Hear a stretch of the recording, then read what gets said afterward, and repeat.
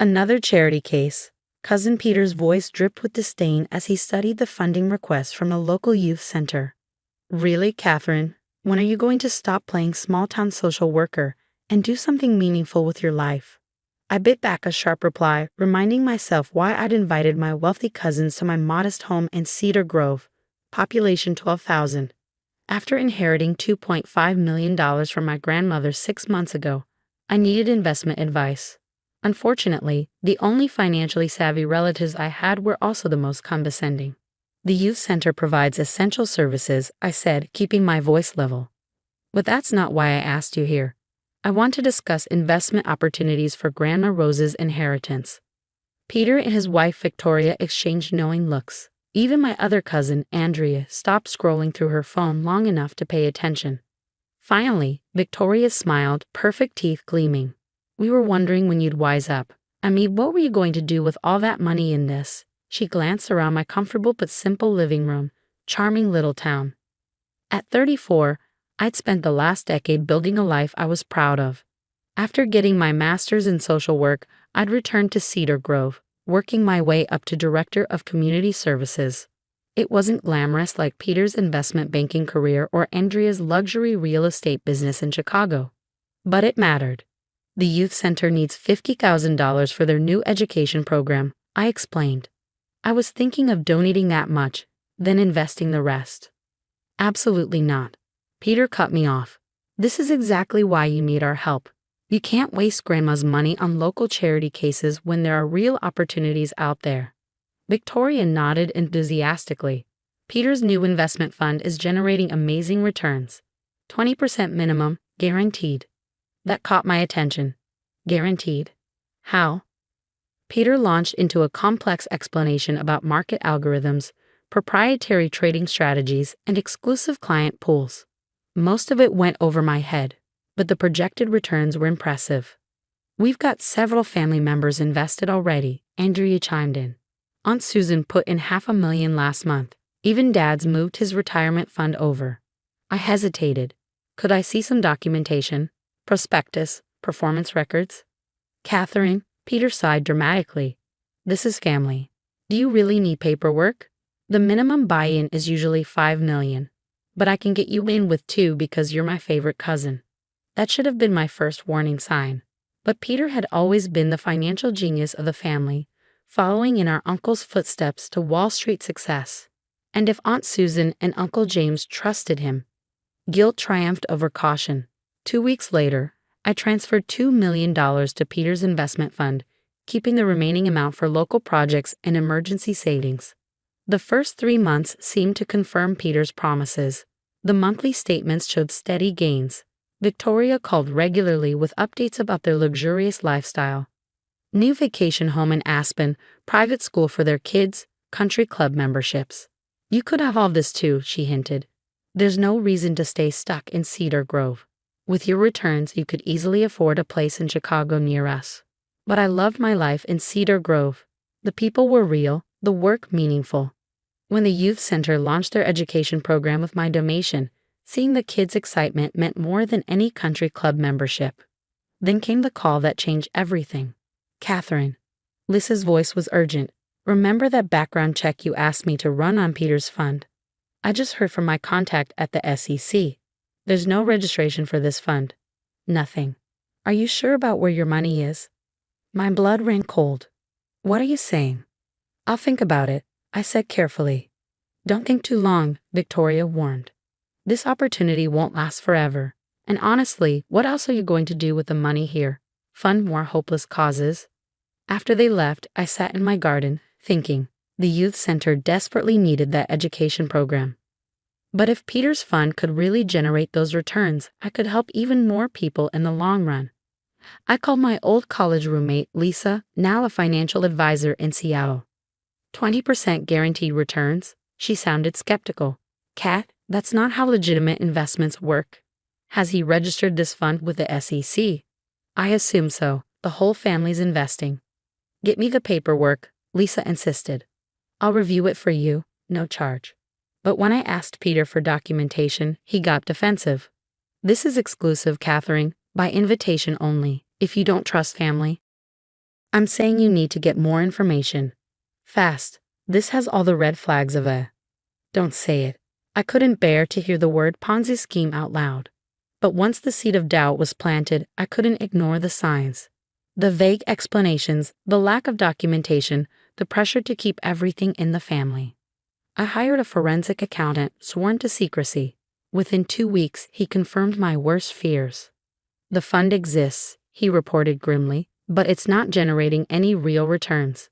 Money from new investors is being used to pay earlier investors, classic pyramid structure, and there are some very questionable transfers to offshore accounts. I felt sick, not just for myself, but for Aunt Susan, Uncle James, all the family members Peter had convinced to invest. Then came the second shock. My accountant discovered something else. Systematic embezzlement from the family's charitable foundation, which Peter managed. Money meant for scholarships and community programs had been flowing into his personal accounts for years. I confronted him at his Chicago office, armed with proof. "It's not what you think," he blustered. "The market's been challenging. We're just having a temporary cash flow issue. Save it." I slid the forensic report across his desk. "I've seen the evidence. The fake returns, the offshore accounts, the foundation theft. How long did you think you could keep this up?" His face changed, arrogance replacing panic. "And what are you going to do about it? Go public? Destroy the family's reputation? Think about Aunt Susan's social standing, Uncle James's position on the hospital board. I think you should be more worried about your position in federal prison." "Don't threaten me," he snapped. "You're still the same small-town nobody who needed my help. Nobody will believe you over me." I stood to leave. "We'll see about that." Oh, and Peter. I kept records of everything. Every conversation, every promise, every transfer. Consider this your warning. Walking out of his gleaming office tower, I felt strangely calm. The money hurt to lose, but this wasn't just about me anymore. It was about justice, about protecting others from Peter's greed. "What are you going to do?" Lisa asked when I called to update her. "First, I'm going to save as many people as I can. Then," I smiled grimly, "then I'm going to show my cousin exactly what this small-town nobody can do." The game was on, and Peter was about to learn that real power isn't about money or status. It's about doing what's right, no matter the cost. A family meeting. Victoria's voice dripped skepticism over the phone. "Catherine, darling, we're all terribly busy with the Meridian Club charity gala this weekend. Trust me," I cut in. "Everyone will want to be there, especially Peter. Tell him it's about additional investments that got our attention." Peter's fund was always hungry for new money, needing fresh capital to maintain the illusion of profits. What they didn't know was that I'd spent the last month preparing for this moment. The meeting was set for Saturday afternoon at Uncle James' lakeside mansion. I arrived early, setting up my laptop and documents in his wood-paneled study. Lisa, my financial advisor friend, came as my expert witness. The forensic accountant waited on standby for a video call. "Are you sure about this?" Lisa asked, reviewing our presentation one last time. "Once you start, there's no going back." I thought about the youth center kids whose scholarship fund Peter had stolen, about Aunt Susan's retirement savings, about all the lives his greed had touched. I'm sure. They arrived in waves. Peter and Victoria in matching tennis whites, Andrea glued to her phone. Uncle James and Aunt Susan looking country club perfect. Cousins, aunts, uncles, everyone who'd invested in Peter's exclusive fund. "Catherine." Peter's smile was razor sharp. "Victoria mentioned you're interested in increasing your investment. Wise choice. Our latest returns are exceptional." "Actually," I interrupted, closing the study door, "I called everyone here to discuss those returns. And a few other things." The next hour was like watching a bomb detonate in slow motion. I presented the evidence methodically: fake account statements, non-existent trades, the pyramid structure of payments. Lisa explained the technical details while I showed the money trail. "This is ridiculous," Peter sputtered. "These accusations are documented." I pulled up the forensic accountant's report, including the theft from the family foundation. "Did you really think nobody would notice the scholarship fund being drained?" Aunt Susan gasped. "The children's scholarships. Peter, you promised those were safe." "It's a temporary reallocation," he insisted. "The market conditions." "Stop lying." My voice cut through his excuses. I've already reported everything to the SEC. They're launching a formal investigation on Monday. The room erupted in chaos. Victoria burst into tears, clinging to Peter's arm. Andrea dropped her phone. Uncle James looked like he might have a heart attack. You can't do this, Peter hissed. You'll destroy everything. You destroyed everything, I corrected him. I'm trying to save what I can. I laid out the recovery plan I developed with Lisa and a team of lawyers. Those who'd received profits would need to return them as fraudulent transfers. But if everyone cooperated with the investigation, there was a chance to recover some of the principal investments. I've set up a legitimate victims fund, I explained. We'll pool resources for legal representation, work with the authorities. Authorities? Victoria shrieked. Do you have any idea what this will do to our reputation, our social standing? I thought of all the times they'd mocked my little town, my meaningless work helping others. Your reputation? I laughed softly. You're worried about country club gossip while people's life savings vanish, while scholarship kids lose their chance at college? Speaking of the foundation, Lisa interjected smoothly, we have documentation of every unauthorized transfer. The board will need to be notified. Wait. Uncle James stood up, his face ashen. There must be a way to handle this internally, keep it in the family, like Peter kept his promises in the family. I shook my head. No, too many people have been hurt. The truth comes out on Monday. Peter switched tactics, his voice turning pleading. Catherine, please, we can work something out. I'll get you your money back with interest. Just don't what? Don't expose your crimes. Don't stop you from stealing from more people. I stood facing my cousin directly. You know what your biggest mistake was, Peter? Besides the fraud, the theft, the lies? He stared at me, waiting. You thought because I chose to live in a small town, because I work helping others instead of chasing wealth, that I was stupid, weak, someone you could easily deceive. I never.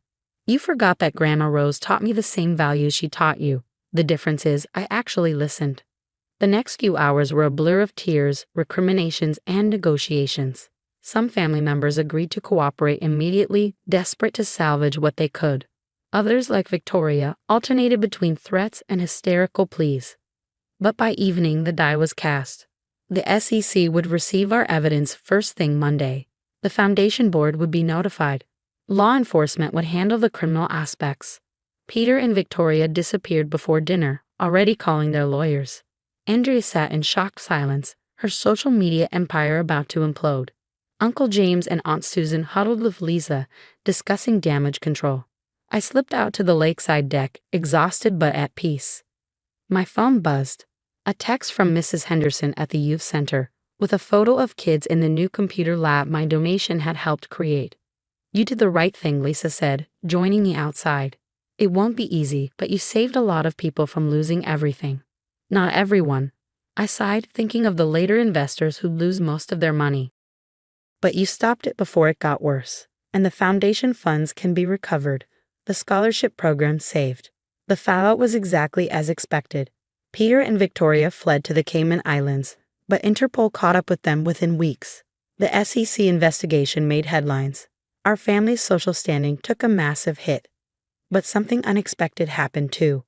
As news of the fraud spread, people started reaching out. Other victims of similar schemes, kids who'd lost scholarships, families devastated by financial predators. 6 months later, I stood before a different kind of gathering. The youth center's main hall was packed with people attending the first meeting of the Financial Fraud Survivors Support Group. We'd expanded the education program to include financial literacy classes, fraud prevention workshops, and counseling services. Sometimes, I told the group, the worst things that happen to us lead to the best ways we can help others. Uncle James and Aunt Susan sat in the back row.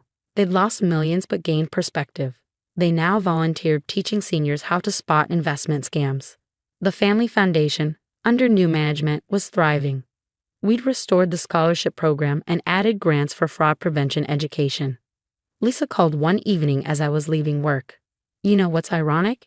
Your Little Town project has helped more people than Peter's fund ever did, even if he hadn't been stealing. I looked around at my not-so-small town, at the lives touched and changed, at the community grown stronger through adversity. Money's funny that way, I replied. Its real value isn't in how much you have, but in what you do with it. A year to the day after the family meeting, I received a letter from Peter, written from federal prison. He asked for forgiveness, for help, for money for his appeal. I wrote back one sentence. The youth center always welcomes volunteers after rehabilitation. He never replied, but I heard through family that he'd started teaching financial literacy to fellow inmates. Maybe something good could come from him too. Standing in my garden that evening, I thought about Grandma Rose. She'd left me more than money. She left me her values, her strength, her sense of right and wrong. The inheritance that mattered most wasn't in her bank accounts, but in her lessons about integrity and community. The next morning, I had grant proposals to review, support group meetings to lead, and a new financial education initiative to launch. My life wasn't small. It was rich with purpose, with real connections, with meaningful work. And that, I realized, was the best revenge of all.